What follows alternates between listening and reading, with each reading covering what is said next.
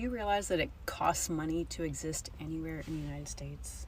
Like, there's almost nowhere you can just exist.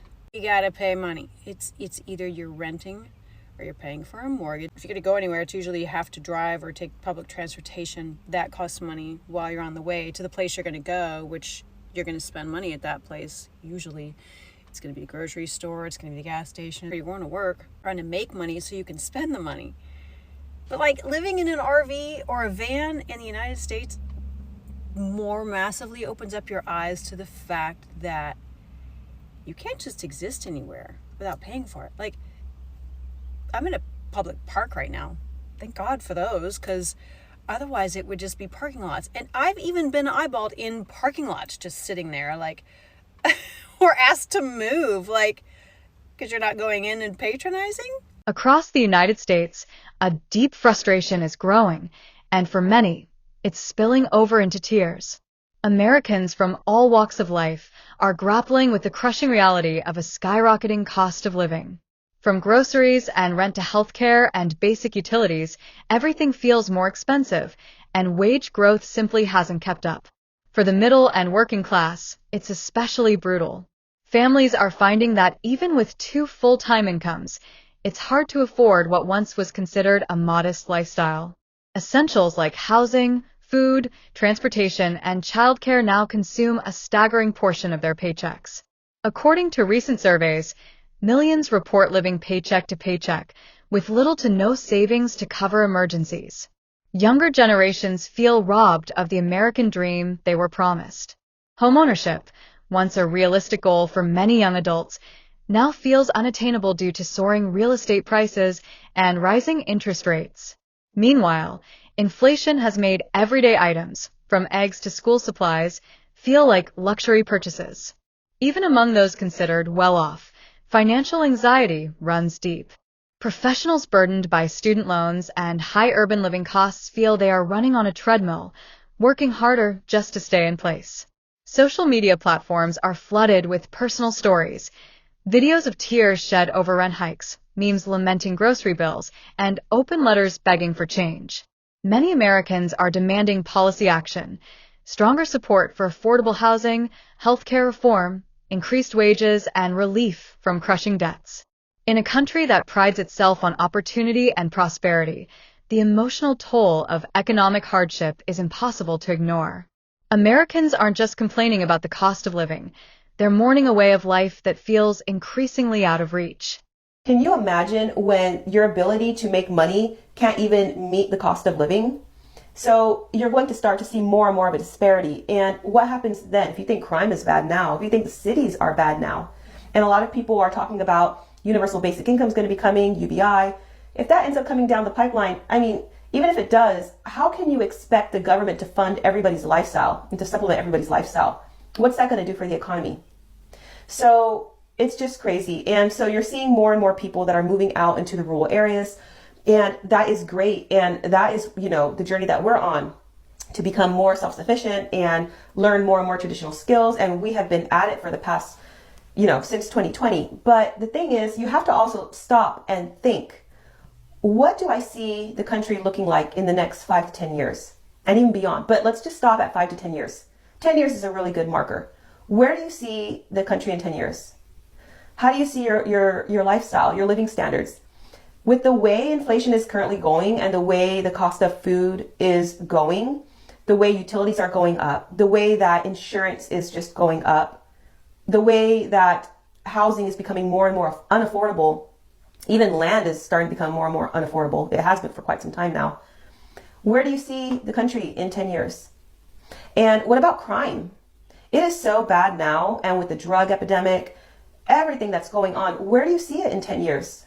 So even with right now, going and building up communities and living in rural areas, and that is great, and I'm a proponent of that, and I think that's what people that are wanting to not, to really separate themselves more and more from the city and everything that's going to be coming along with that down the pipeline, for people that don't want to be a part of that, this is the answer. It's to move opposite of that direction.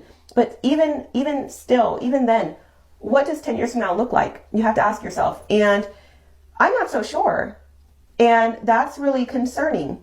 So the way things are going, it's just really, really not good. And that's why it's even baffling to me when I see a lot of people that are not taking action. Because if you continue to be on this hamster wheel of living in the cycle of trying to keep up with the Joneses, trying to make more money I mean, we all always want to try and make more money, but when the cost of living is rising so high and you're having to do all these things to try and make ends meet, there's a part where it's not going to be sustainable anymore. You're going to get burnt out. You're going to not enjoy life. We are not meant to work, and have a little bit of time for ourselves and then work, and then barely make it by. That's not how life is supposed to be. And it wasn't like that generations ago. Yes, we are meant to work hard, and we are called to work hard, and then enjoy the fruit of our labor.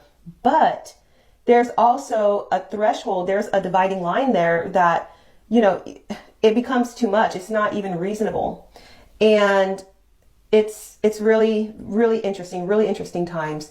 So people that don't really see what is going on, not seeing the bigger picture, it is concerning because there is a lot going on behind the scenes. And I really think America is in trouble. I really believe the United States is in trouble. So for years, we were told that if you made $100,000 a year, you were set. You were financially stable, comfortable, successful. But a new report actually just revealed the truth. And in 25 of the largest US cities, that so-called magic number isn't enough to cover even the basic costs for a family of 3. Let's take San Jose, for example. A family earning $100K would still be over about $2,200 in the red every single month. And that's just for essentials. So things like housing, childcare, transportation, not even vacations, no savings, not even debt payments. And actually, if this report had included things like debt, the number of unaffordable cities would have been so much higher. The truth of the matter is that wages aren't keeping up with the cost of living. 73% of workers say they struggle to afford anything beyond the basics, and 12% say they can't even afford the basics. So if you've been wondering why your paycheck isn't stretching like it used to, you're not alone and you're not failing. The math isn't mathing anymore.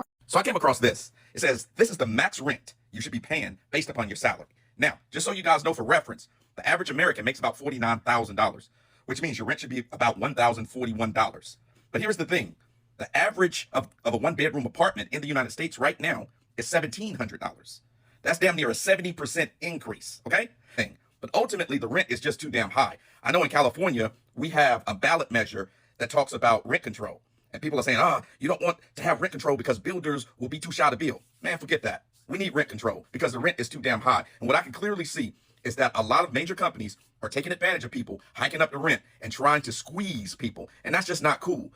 Everybody should be able to make a profit in the United States. But gouging your fellow countrymen ain't right. That's not cool. So I'm hoping that this bill in California passes and we can get some rental relief for people that need it in terms of capping what they can go up to after your lease is done, because I think about my mom who just lost her husband of 46 years. If I and my brother wasn't there, my mom would be looking at this price and she can't afford that. The emotional weight of America's cost of living crisis is also exposing deeper divisions. While millions struggle just to stay afloat, the wealthiest continue to thrive, with corporate profits and stock markets reaching record highs. This widening gap between the rich and everyone else feeds a rising sense of resentment and hopelessness among ordinary Americans. Rural communities and smaller cities are hit especially hard. In places where good-paying jobs have disappeared, inflation feels even more devastating. Basic necessities, like groceries and gas, often cost more in remote areas, and public services are stretched thin. For many, it feels like they have been forgotten by a system that no longer works for them. Mental health experts are warning that the economic pressure is taking a serious toll. Anxiety, depression, and burnout are on the rise. Financial stress is now one of the leading causes of family breakdowns, substance abuse, and even homelessness. For some, every day is a balancing act between survival and despair. The growing public outcry is becoming impossible for leaders to ignore. Across the political spectrum, there are calls for major reforms, raising the minimum wage, cracking down on corporate price gouging, expanding affordable housing, and addressing healthcare costs. Yet, partisan gridlock in Washington often stalls real action, leaving ordinary Americans feeling abandoned. Protests, strikes, and grassroots movements are gaining momentum, fueled by a generation that refuses to accept living in constant economic fear. People are demanding dignity, not just survival. They're asking why, in the wealthiest nation on earth, so many are living in quiet desperation. America stands at a tipping point. If solutions aren't found, the silent tears of today could become tomorrow's louder revolt. History shows that when the basic needs of the people are ignored, change, whether through the ballot box or the streets, becomes inevitable. For now, the cries over the cost of living are growing louder every day, a haunting reminder that behind the numbers, behind the charts and debates, real lives are breaking under the weight of a dream that seems further out of reach with each passing month. Okay, I'm back from the grocery store, and I'm carrying everything in at once. I have everything in my hands. One trip into the house, but $102 spent. So here it is. You gotta see this. Do you see those few little bags? Yep, there's 5 of them. There's 5 bags. This is groceries for one person, for me, because I live alone. How are y'all doing it? I mean, people who have families. How are you feeding your families? Like I told you, I'm by myself. It's just me. And thankfully, I praise God I'm able to buy the foods that I need. Of course, I leave the grocery store with an attitude because it's ridiculous. But how are you doing it?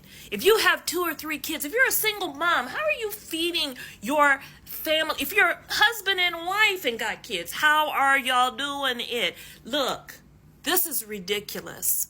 I hate this place. Living in the United States sucks. And all of you that are going to come into the comment to tell me that this is the greatest country in the world, you lie. You have been convinced, brainwashed through all the propaganda. It's a lie that you believe, but I understand a lie believed as though it were true becomes your truth, but it's not my truth. This place is awful. And for the one that's coming to say, leave, go back to where you came from, that's exactly what I want to do. Could you help me convince my children and my grandchildren that we need to go back? If they'll go with me, I'm out. Peace. Peace out. Deuces. $102 for one person for 1 week. How much do y'all have in y'all savings account? Do you even have a savings account? Because at this point, people in their 20s and their 30s, we surviving off of prayer. We literally getting by off a prayer.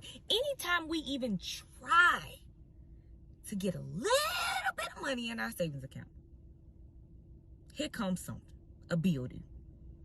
It's like the world just can, the atmosphere, the air outside can just smell when you're trying to get ahead in life. And it's just like the world is definitely changing. Like everything is expensive. Inflation is going up. Like you breathe and you owe somebody $5,000. Like I'm not even lying right now. Like, so I just want to know, like, if you're in your 20s, 30s, and to be honest, like even 40s, I seen a video, like how much money do you even have in your savings account? Crazy thing about it is, when's the last time you had extra money that you could literally just sit on and didn't owe a bill, didn't owe somebody, or didn't have to put it towards something to catch up on a bill or anything of that nature? Let's talk about the cost of living. Now, this will not be, and I repeat, will not be a video of me complaining, because that's not what I do. I don't complain, I adjust, right? Because I figure and I think that if other people out there making the inflation work for them and they're making the cost of living work for them, that I'm not any less capable, right? So I can do it too. So that's just my mentality. I seen a post the other day that says, no state in the United States where you work 40 hours a week can you afford a 2-bedroom. Now, I'm assuming they're talking about minimum wage. That's what I'm assuming. I'll repeat that. If you work 40 hours a week in America, There's no state that you can afford a 2-bedroom. That's what I saw, and I wish I had captured that post because I would have inserted it here in this video. But they said that. They said that. And furthermore, I just want to say, if I go to the grocery store, because I go to the grocery store almost every day after my workouts and stuff, if I get 3 bottles of water, I'm spending $20. I'm spending $15. If I go and get a pack of meat, a protein shake and some chips, that's $18, $20. I mean, like I said, I do it and I make it work. But it is kind of crazy. It is kind of crazy. It is kind of crazy. And like I said, you ain't going to hear me complain. You're going to hear me tell you it's crazy and go figure it out. But I do have compassion for those that can't figure it out or don't know how to figure it out, because there are many people like that. So I just wanted to come on here and say, obviously we all feel the effects of inflation. Does anybody really feel it though? Like, am I the only one that goes and feels like, dang, these groceries is crazy? Like, what I used to get for $60 and $70, I don't get that no more. It is what it is, man. A 1-bedroom apartment is damn near $2,000 a month, which is crazy. Like, what? Food is steady going up, and it's just like, damn, what do y'all want me to do? Y'all want me to live on the street in a box and, you know, eat out the garbage and drink my spit? Because at this point, that's what I'm finna fucking do. Because, no, I'm not finna pay for no $2,000 apartment. And But even in tough times, Americans have always shown incredible resilience. Every challenge faced throughout history, from economic hardship to major social changes, has sparked innovation, unity, and stronger communities. Today is no different.